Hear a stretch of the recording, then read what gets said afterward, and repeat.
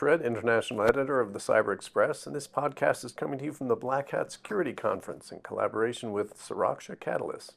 With me to discuss AI and threat management are Vishal, Jain, co-founder of Inspira Enterprise and a board advisor for Suraksha Catalyst, and Sangram Dash, CISO at Sisense. Welcome, gentlemen. It's great to have you here. Likewise. All right. Why don't we start with you, Vishal? How have cyber threats grown in the last year? Are there any major trends that people should know about that could highlight where we're at? Yeah, certainly. I think over the last year, one of the biggest trends we've seen is a lot of identity-based attacks. So I would say more than about 50% of the identity, or more than 50% of the attacks have been more human, have a human element involved in it. I think that's been a big change from what we've seen in the past.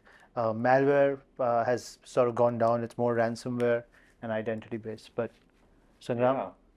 Well, I can expand on that. And in fact, if you look at some of the well-published events of last year, in the time frame of April, May, we went through some aspect of nation state possibly, and along with use of non-human identity in some of these attacks. But it comes back to the basic hygiene, right? So the best way to protect us is to making sure that you've got the right people, you've got the right access to the right systems at the right time. It is very difficult to do, very easy to say. And in cyber domain, what we essentially do, and that's my number one goal, is to make sure that we have the right access. We use a lot of terms. We talk about let's say use SSO, MFA, use various techniques to monitor and detect. But end of the day, it is the user behavior, right? It is very difficult to change that behavior. But if we're able to somehow impact that change in a seamless way, becoming very invisible in terms of identity use, classic authentication and authorization, then that's very interesting in my view. So I think there are a lot of technologies out there right now which is able to essentially address those concerns. But I believe, as you said, identity is a vector, and there are other vectors too. And those guys need to be got to be right once, and we have to be right many times, probably 100% of the times. So there's a catch-up which is going on, and we'll continue to see that trend playing out in between good and bad in the future. Yeah, and just to his point, right? I think about the stat I saw was about 50% of the attacks have happened on unmanaged devices. Those that are, it's either people bringing their own device or others that are actually coming in. So, identity is one of the biggest vectors that I guess we need to solve for. But yeah. Yeah. So what can security teams do to stay on top of all these threats? Sangram, why don't we start with you there? Well, so there are many ways to think about, right? What I tell my team is the basic hygiene. Do the basic things like access review. Continuous access review probably is not a term that popular yet, but in my view, we wanted to just get into that zero trust. The concept of zero trust is it's a wish come true, but very difficult to deploy, right? There is no one button you can press and say that I got into zero trust set of technology. But it comes with those basic things like every system you have, just make sure that who needs what access. And we're talking about various levels of access, including non-human identity within that construct. In fact, the earlier panel, the Subu from Balkan ID, he's been trying to address this in a very innovative way. So they have created a simple data lake, right? And he got this co-pilot on top of it. You simply go and talk to this co-pilot and say what level of access or what access Sangram has. Has it drifted from last month? Has it drifted from yesterday? Is it too much? And then auto scale back. So we've got to come up with the basics, which is how do we even know who got what access? And is it more than what they need, or is it something they need genuinely for their job? So we see all these trends, but I think there is a part of it is use of technology, part of its use of human behavior. But I'm really glad to see the innovation which is happening in this space. Now it gets a little compounding in terms of the threat because of use of agentic AI, right? So machines are talking to machines. There are newer protocols which is coming to the market.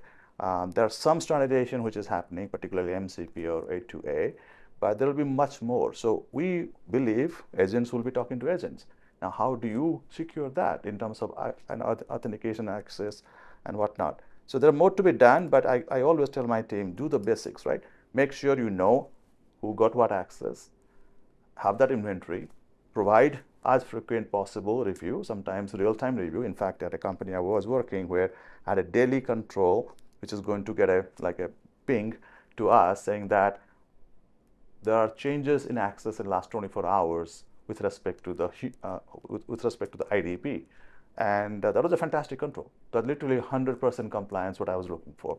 So very hard to do, by the way. So we had to spend a lot of time and energy. But I would like to see those kind of controls coming into play where from a source of truth to the target system, there should be zero deviation, no matter what, right? And can that be real time? Yes. And if that becomes real time, then we probably got to a good spot. So going back to the basics, right? I would say there's no rocket science. Use technology where applicable, but we have to watch out who got access to what. So I think you made a very valid point, and which is, let's strengthen your identity security, right? As an organization, there are a lot of steps like he outlined how to do it, and there are a couple of factors which are sort of making it a more urgent need, right?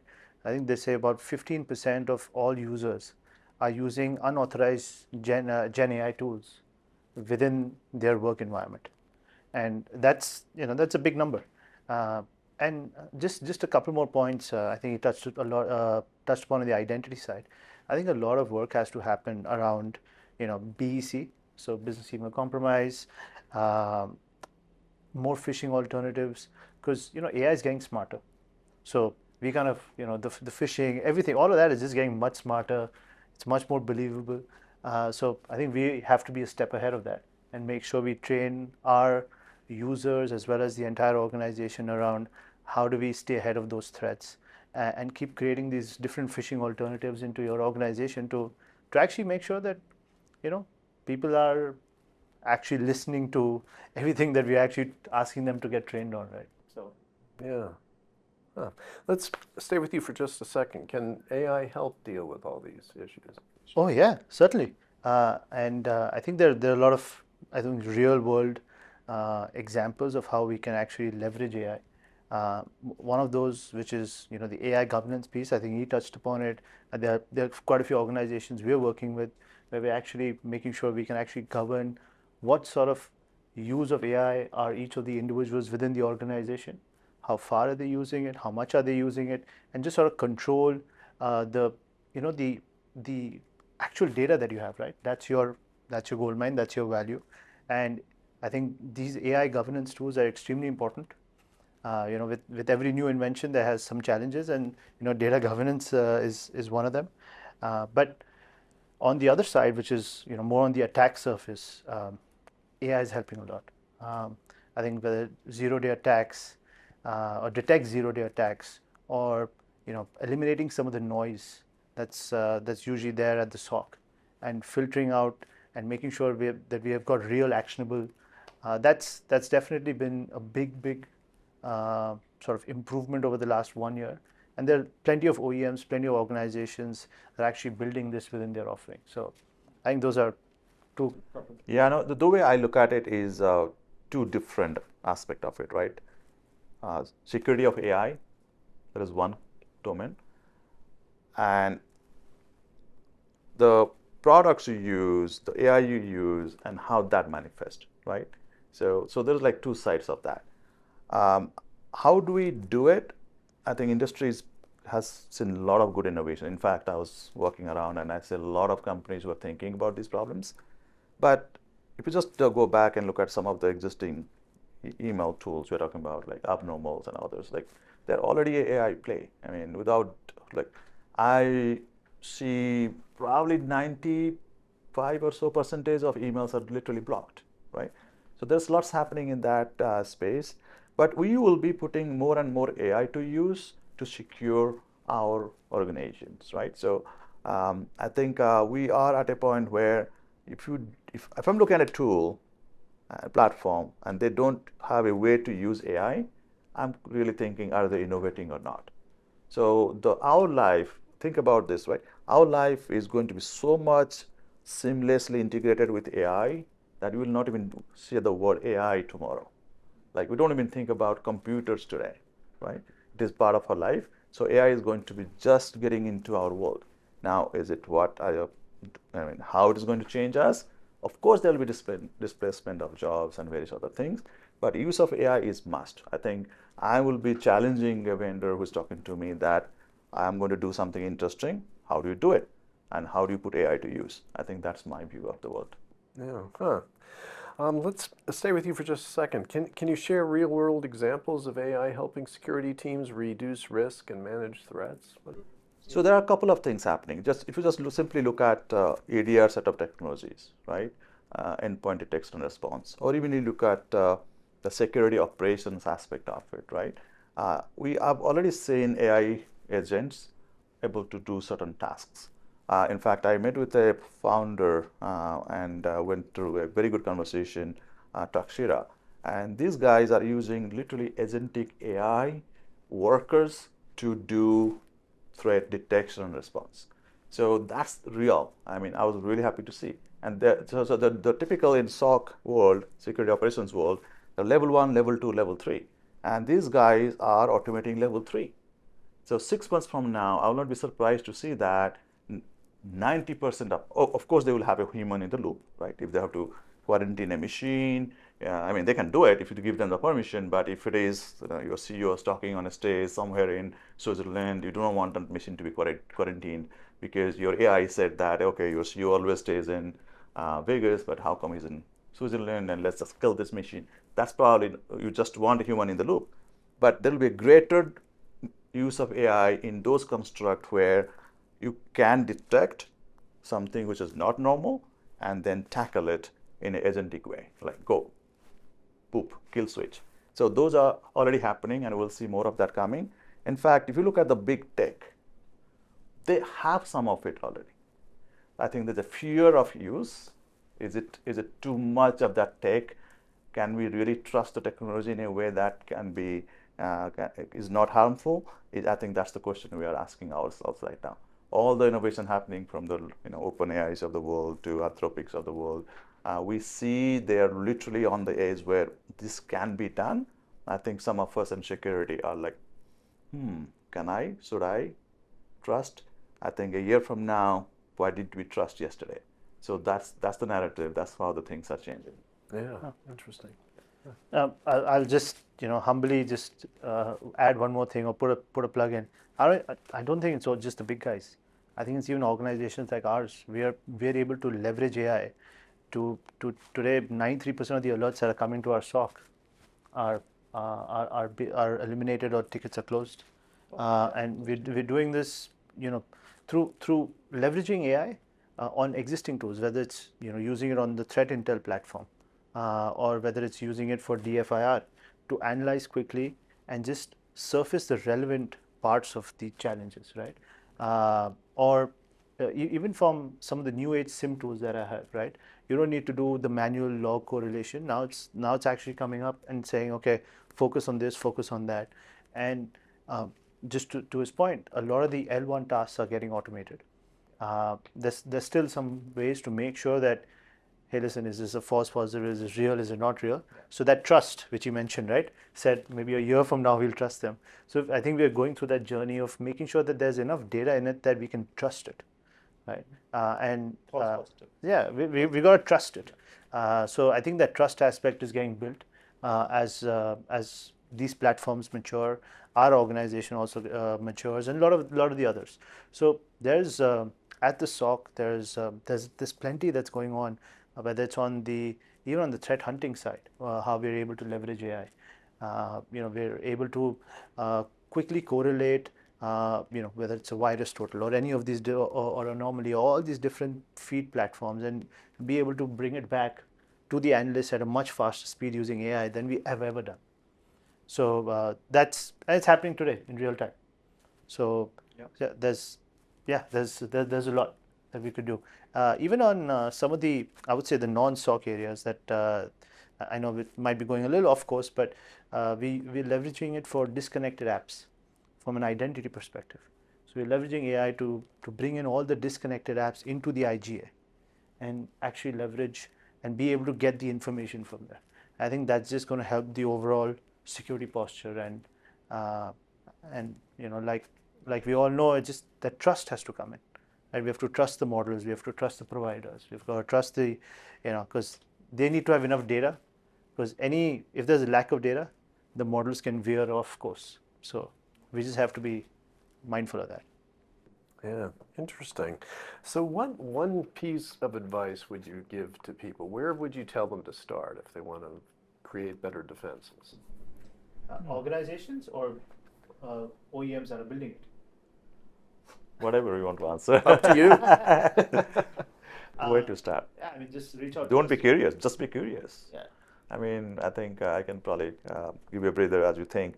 I think if you just look at the space, right, and all of us are technologists, we're thinking deep about what security people are controls people. They're always like, what can go wrong?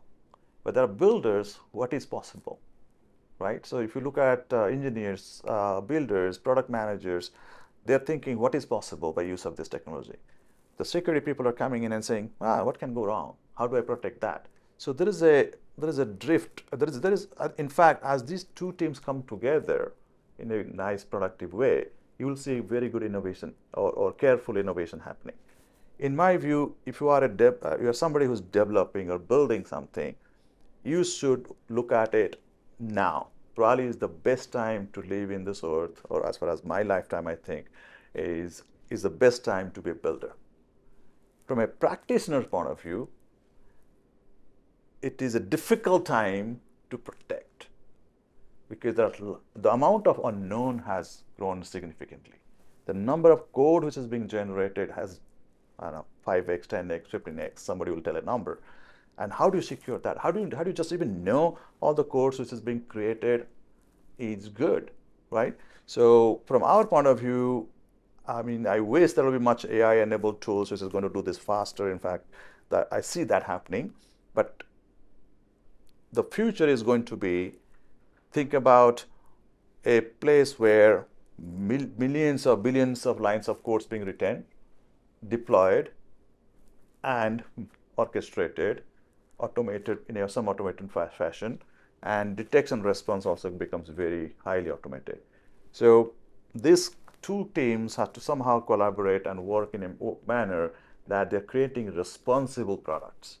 So the earlier that shift left, this and that, those are like, okay, in my view, these teams, so if you are a product owner, work with the security people from day one to make sure that you are co-creating the product and building a good output. And that is where the customers are going to trust. So if the customers see that your security team is engaged early, they are able to identify and remediate, and then you are able to fix things faster, and that's where they will have better adoption and trust, right? That's kind of my view. But this is something I'm also experimenting as an individual because I work with product owners and founders. And as a practitioner, these guys are coming, oh, we can do that, How do you secure it? No, I'm thinking about it. No, you should think about it today, right? You cannot come to me and pitch something that I have built something, but I have not thought security or have any evidenced way to tell that I am secure. So that's kind of the friction I see. In a good friction, but healthy friction, but it has to happen. Obviously, a different viewpoint I have because I'm on the other side of the table, right?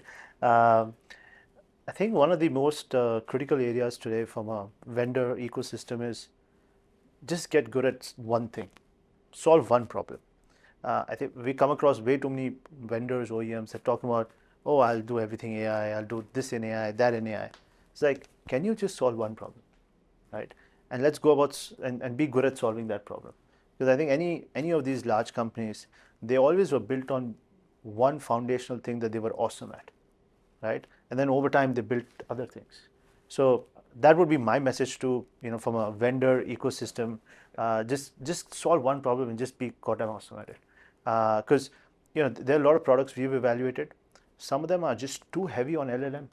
They are way too expensive because they're using too much, right? So they also have to get that balance right, because it's finally the cost is going to show up at some point. Somebody has to pay for it. Yeah, somebody has to pay for it. Somebody has to pay for that power. Yeah, exactly. Right. 6 months. And the silicon. Yeah, 3 months, 6 months down the road, the bill will come due, right?